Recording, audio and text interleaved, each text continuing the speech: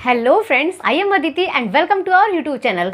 सो friends, आज एक नई एनर्जी के साथ हम फिर से आपके सामने हाजिर हो गए हैं। आप भी मेरे सामने प्रेजेंट हो जाइए, ठीक है। अपने बुक कॉपी नोट्स सब लेकर के पूरा बढ़िया तरीके से यहाँ पे आ जाओ, ठीक है। आज हम क्या करेंगे, चैप्टर 3 का जो एक्सरसाइज सेट 3.1 है उसमें फोर क्वेश्चन या 4 पार्ट आप बोल सकते हो, वो सारे दिए गए हैं। एंड इसी लेक्चर में आप क्वेश्चन नंबर 1 से क्वेश्चन नंबर 4 तक सारे सॉल्यूशन बहुत ही ईजी वे में करोगे, ठीक है। बिना वीडियो को स्किप किए आप इसको पूरा स्टार्टिंग से लेकर के लास्ट तक देखना, बिना वीडियो को स्किप किए। चलो देखते हैं सर क्वेश्चन नंबर 1 क्या बोल रहा है। आप अपने बुक में देखना या फिर क्वेश्चन आपको स्क्रीन पे यहाँ पे दिखाई दे रहा होगा। चलो देखते हैं क्वेश्चन नंबर 1। क्वेश्चन नंबर 1 क्या कह रहा है, ध्यान से समझना आप। A merchant in the port city of Lothal is exchanging bags of spices of copper ingots, ठीक है। इसमें क्या बोला जा रहा है, ध्यान से समझना। मर्चेंट मतलब कि व्यापारी की बात की जा रही है, ठीक है।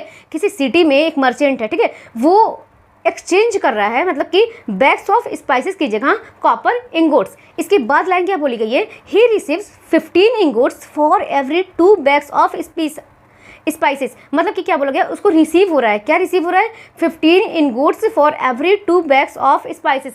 अगर वो 2 बैग्स ऑफ स्पाइसेस की जगह उसको 15 इंगोट्स रिसीव हो रहा है, मतलब कि मिल रहा है। If the brings 12 bags of spices to the market, ठीक है, how many copper ingots will he leave with. मतलब कि आपको 12 बैग्स की यहाँ पे बात की गई है। सबसे पहले बहुत ध्यान से समझते हैं क्या दिया गया है। फॉर 2 बैग्स ऑफ स्पाइसेस, आप लिखना for 2 bags of spices. 2 bags of spices कितनी बात की गई थी यहाँ पे, 15 इंगोट्स की, 15 इंगोट्स। अगर देखो भाव, अगर आपका 2 बैग्स ऑफ स्पाइसेस 15 इंगोट्स है, आपको फाइंड करना है 1 की। यहाँ पे यूनिटरी मेथड लगाना आप। अगर आपका 2 के लिए 15 है तो आप कर दो 1 बैग के लिए, कितने की, 1 बैग के लिए आपका हो जाएगा 15/2, यहाँ पे हो जाएगा इंगोट्स, ठीक है। आपका 1 के लिए 15/2 हो गया। आपसे पूछा है 12 बैग के लिए, आप कर दो for 12 bags of spices is equal to 15/2 multiply by जितने का आपसे क्वेश्चन में पूछा गया है उतना आप यहाँ पे लिख दो, मतलब कि 12। 2 से कट करेंगे, 2 6 ज़ा 12 एंड 15 6 ज़ा 90 इंगोट्स। समझ में आई बात। ये कॉन्सेप्ट ना आपने 6th 7th 8th सब में पढ़ा होगा। यूनिटरी मेथड जो होता है, मतलब कि अगर किसी सामान अगर 5 का अगर इतना है तो फिर 1 का कितना होगा, यूनिटरी मेथड लगाओ, 1 का इतना होगा। अगर 5 का इतना है, 1 का इतना है, तो फिर 10 का कितना होगा, बस इसमें मल्टीप्लाई कर दो। यहाँ पे आपका क्वेश्चन नंबर 1 होता है कंप्लीट। नेक्स्ट मूव करते हैं क्वेश्चन नंबर 2 की तरफ। चलो देखते हैं क्वेश्चन नंबर 2 क्या बोल रहा है। क्वेश्चन नंबर 2 यहाँ पे आपका है, look at the sequence of numbers on 1 column of the Ishango bone 11, 13, 17, 19. What do these numbers have in common? List the next 3 numbers that fit this pattern. आपसे क्या बोला गया है, देखो यहाँ पे नंबर है 11, 13, 17 एंड 19। यहाँ क्वेश्चन नंबर 2 है। ये बोला गया एक पैटर्न शो हो रहा है, आपको ध्यान से समझना। रीजनिंग जैसे क्वेश्चन होते हैं ना, एकदम सेम वही पैटर्न है। 11, 13, 17, 19 आपको बताना है कि इसमें नेक्स्ट जो 3 नंबर आएंगे वो कौन कौन से होंगे। आपको एक बात बताओगे कि प्राइम नंबर क्या होता है, सुनो, जिसके बस 2 फैक्टर हो। जैसे कि आपका स्मॉलेस्ट प्राइम नंबर 2 होता है, 2 के या तो 1 फैक्टर होगा या फिर 2 फैक्टर होगा। जैसे 11 है, ठीक है, 11 या तो 1 से होगा या फिर 11 से होगा। यहाँ पे 13 आपका लिए है, 13 या तो 1 से होगा या 13 से होगा। इसके बाद आपका 17 है, 17 आपका 1 से या फिर 17 से। 19 है तो 19 या तो 1 से होगा या 19 से होगा। आपको बोला गया है कि इसके आगे आप 3 नंबर लगाओ। तो सब बच्चे भी अभी तक समझ गए होंगे। तो चलो एक लाइन लिख लेते हैं, छोटा सा लाइन लिख लेते हैं कॉमन, ठीक है। कॉमन क्या लिखोगे आप कि all these numbers are prime number, ठीक है। All these numbers are prime number. So next 3 numbers आप बताओ, नेक्स्ट 3 नंबर क्या क्या होगा। Next 3 number is equal to, देखो फर्स्ट कौन सा होगा, 19 आपका प्राइम नंबर क्या आता है, आप बोलोगे 23। इसके बाद आपका आ जाएगा 29, इसके बाद आ जाएगा 31। मतलब कि आंसर क्या क्या होगा, 29, 23 एंड 31। आपका ये हो जाएगा आंसर। बहुत ही इजी तरीके से आपने क्वेश्चन नंबर 2 भी कंप्लीट कर लिया है। चलो नेक्स्ट मूव करते हैं क्वेश्चन नंबर 3 की तरफ। चलो देखते हैं क्वेश्चन नंबर 3 क्या कह रहा है। Question number 3 is, we know that natural numbers are closed under addition in bracket the sum of any 2 natural numbers is always a natural number. अगर आप 2 नेचुरल नंबर ऐड करते हो तो आपको एक नेचुरल नंबर ही मिलता है। Are they closed under subtraction, क्या ये क्लोज्ड अंडर सब्ट्रैक्शन होगा, मतलब कि सब्ट्रैक्शन भी क्या लागू होगा।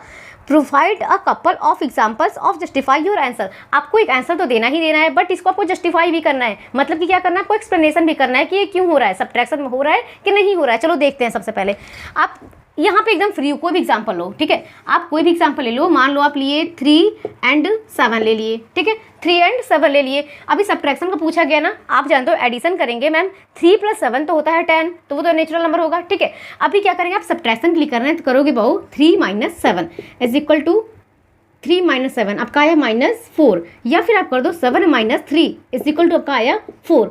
एंड नेचुरल नंबर क्या बोलता है, कोई डिफिनेशन क्या होता है कि 1 to infinite is called natural number. मतलब कि क्या, 7 में से 3 क्या आपका आया 4, ये आपका क्या हो जाएगा, natural number, natural number. And ये क्या होगा, नेचुरल नंबर नहीं है, मतलब कि नॉट नेचुरल नंबर। समझ में आई बात।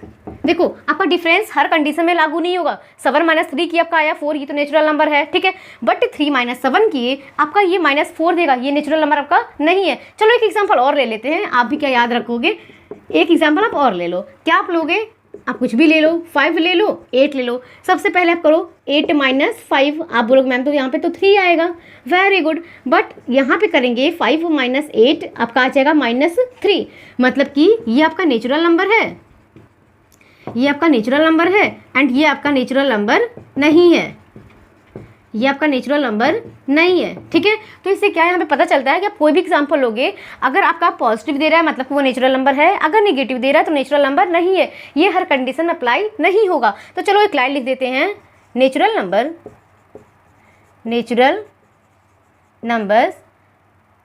Numbers are not closed under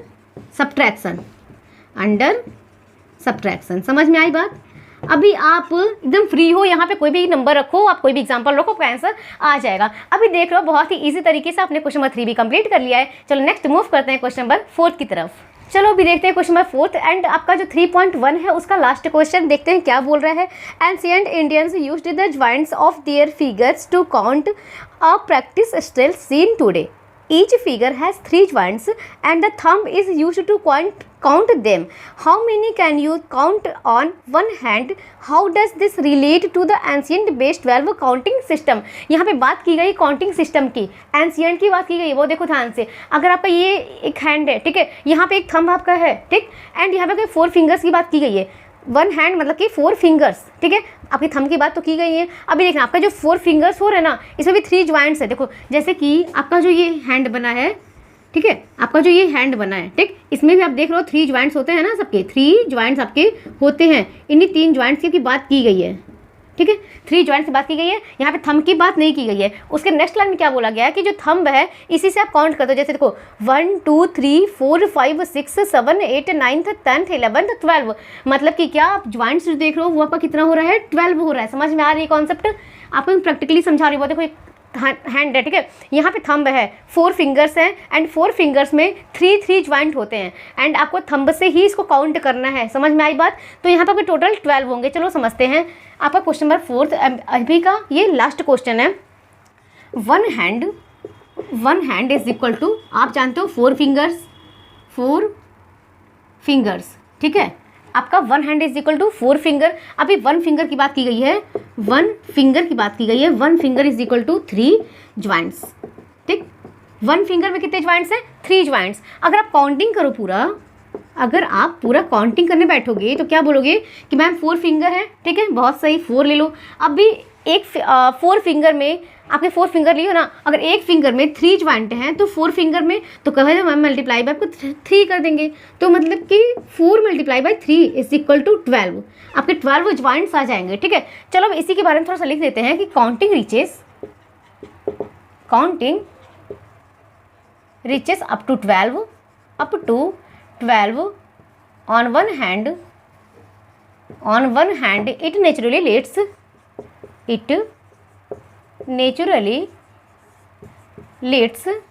to a base 12 counting system.